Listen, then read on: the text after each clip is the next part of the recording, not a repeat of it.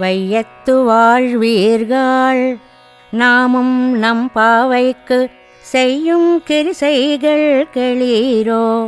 பார்க்கடலுள் பையத்துயின்ற பரமன் அடிபாடி நெய்யுண்ணோம் பாலுண்ணோம் நாட்காலே நீராடி மையிட்டெழுதோம் மலரிட்டு நாம் முடியோம் செய்யாதன செய்யோம் தீக்குறளை சென்றோதோம் ஐயமும் பிச்சையும் ஆந்தனையும் கைகாட்டி ఉయ్యుమారెణ్ణి ఉగందేలోరెంబావాయ్.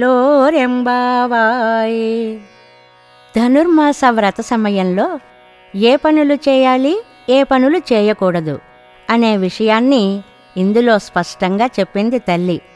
శ్రీకృష్ణుడు అవతరించిన కాలంలో పుట్టి ఈ దుఃఖ ప్రపంచంలో కూడా ఆనందాన్ని పొందుతున్న అదృష్టవంతులారా, ఈ వ్రతంలో పాటించవలసిన నియమాలు చెప్తాను వినండి.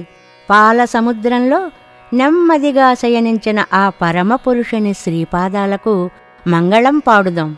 ఈ వ్రత సమయంలో నేతిని పాలను ఆరగించకూడదు. తెల్లవారుజామునే లేచి స్నానం చేయాలి. కాటుక పెట్టుకోకూడదు, పూలు పెట్టుకోకూడదు. మా పెద్దలు చేయని పనులు మేము ఏమీ చెయ్యము అని భావించాలి. ఇతరులని బాధపెట్టే మాటలు, అబద్ధాలు పలకనే పలకకూడదు. జ్ఞానమూర్తులని సత్కరించాలి. బ్రహ్మచారులకు సన్యాసులకు భిక్షనీయాలి. పెద్దలు చెప్పినట్లే నడిచి ఆనందాన్ని కలిగించాలని ఆండాళ్ తల్లి బోధిస్తోంది.